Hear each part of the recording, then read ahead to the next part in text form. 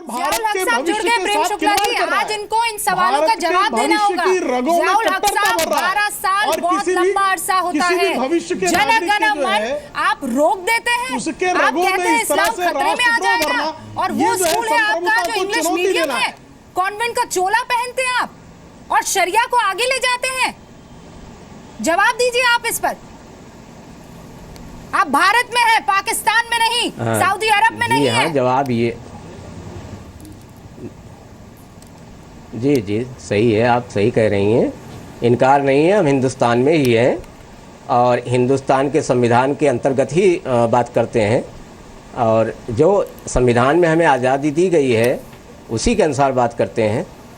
और भाई अगर कुछ मुस्लिम गार्जियन को हमारे यहाँ जो है कोई रोक तो है नहीं उस पर, लेकिन अगर कुछ मुस्लिम गार्जियन हैं जिनको एतराज़ है कि भाई उनके बच्चे सरस्वती वंदना या वंदे मातरम या नेशनल एंथम में एक लाइन है भारत भाग विधाता, तो इस पे अगर उनको एतराज़ है, वो कहते हैं कि भाई हमारे बच्चों को इसमें प्रोग्राम में ना भाग लेने दीजिए, तो हम तो ज़बरदस्ती नहीं कर सकते ना। तो आप बैन लगा देंगे उस पर? बदले बदले अंदाज नजर आते हैं सरकार। नहीं, हम लगाएंगे पर आ गए तो आपके वो बयान ही बदल गए जब हम लगातार चला रहे हैं। मैं सुनवा दूं आपने क्या कहा था। आप जो इस्लाम का ज्ञान दे रहे थे, मैं सुनवाऊं एक बार फिर से सर। आप बच्चों के माँ बाप पर आप आरोप लगाने लग गए। नहीं, उससे नहीं, आरोप नहीं है, उन्हीं के सजेशन पर है। उन्हीं के लिए केवल बच्चे अगर नहीं प्रोग्राम में भाग लेना चाहते हैं तो हमारी तरफ से कोई हम जबरदस्ती थोड़ी कर सकते हैं। आपने मना नहीं किया, हमें इसका मतलब दोनों अभिभावक का ख्याल रखना है। नहीं, मना थोड़ी, हमारे यहाँ प्रोग्राम होता है, बराबर होता है, बराबर होता रहेगा, हम सम्मान भी करते हैं। आप रुकिए, लेकिन अगर कोई अपने धर्म को लेकर या दीन को लेकर के। जियाउल हक साहब एक सेकंड रुकिए। बिल्कुल आप ही के बगल में ये आप ही है मेरे ख्याल से, आप जैसा शख्स तो नहीं लग रहा है, ये जियाउल हक ही है। इनके बयान को सुनिए, फिर इस पर बात करते हैं। सुनिएगा, बहुत कान खोलकर सुनिएगा। प्ले कीजिए प्लीज। राष्ट्रगान है जनगण मन, उसमें एक लाइन है भारत भाग्य विधाता।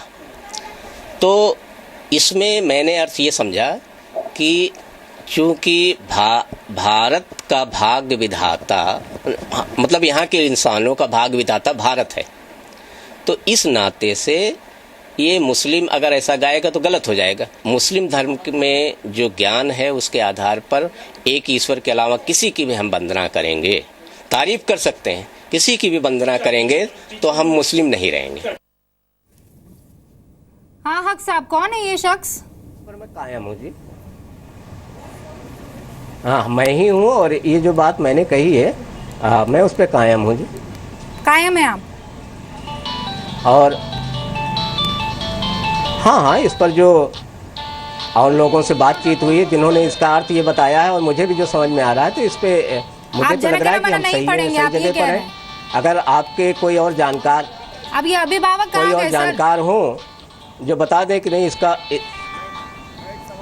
जी अभिभावक भी वो तो बात हुई है, उन्होंने कहा है इस चीज़ को कि भाई वो सरस्वती वंदना और वंदे मातरम। सर इतनी तो हिम्मत रखिए कि कह सके हाँ पढ़ूंगा या नहीं पढ़ूंगा।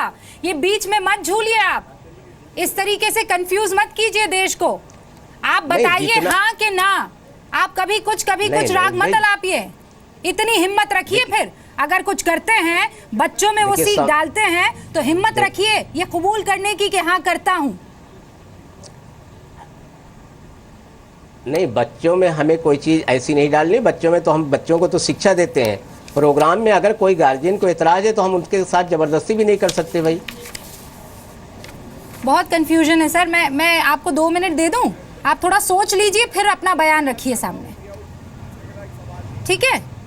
आप जिनेश जी नहीं, आप सोच लीजिए, एकदम ठंडे दिमाग से सोच लीजिए आप कह क्या रहे हैं। अभिभावक गलत हैं, आप गलत हैं, बच्चों को सीख दे रहे हैं नहीं दे रहे, बिल्कुल एकदम एक गिलास ठंडा पानी पीजिए, उसके बाद मुझे बताइए। मैं आती हूँ आपके पास। अब जी रूबिका जी, आपने जहाँ से शुरुआत, मैं रूबिका जी कुछ कहना चाहता हूँ। गौरव जी एक सेकंड, क्योंकि देखिए 22 मिनट हो गए हैं और मैं एक गेस्ट को नहीं ला पाई हूँ इस डिस्कशन में। आती हूँ फिर। रूबिका जी, आपने जहाँ से शुरुआत की थी, मैं सिर्फ वही बात कहना चाहूँगा, सवाल एक स्कूल का नहीं, सवाल एक विचार का है। और दुर्भाग्य ये है कि जिस इलाहाबाद में चंद्रशेखर आज़ाद शहीद हुए उन अंग्रेज़ों की गोलियों से, वहाँ पे एक इंग्लिश मीडियम स्कूल कहता है, वहाँ के मैनेजर कहते हैं कि भारत का भाग्य विधाता कोई और नहीं हो सकता और ये बात हम सिखाएंगे नहीं। मुझे याद है कि हम बचपन में अगर घर में भी अगर कहीं जनगण मन की आवाज़ आती थी, ट्यून सुनती थी, तो हम खड़े हो जाते थे। ये शिक्षा, ये संस्कार हमारे मन में बचपन से आ गया, ना जाने क्यों आ गया, किस लिए आ गया। कोई संविधान ने नहीं कहा।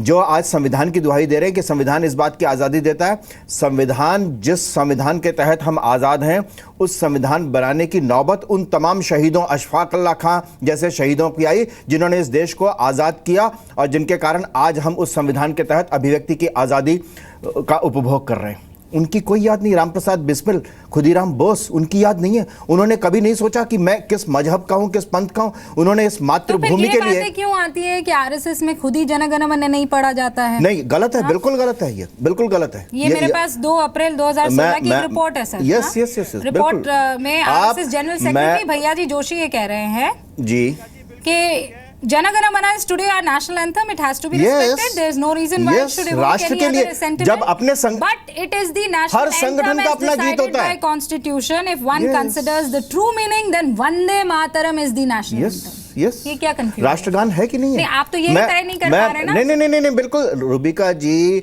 हर संगठन का अपना एक गीत होता है। कम्युनिस्ट तो तिरंगे को नहीं, लाल सलाम बोलते हैं, लाल झंडे को लाल सलाम।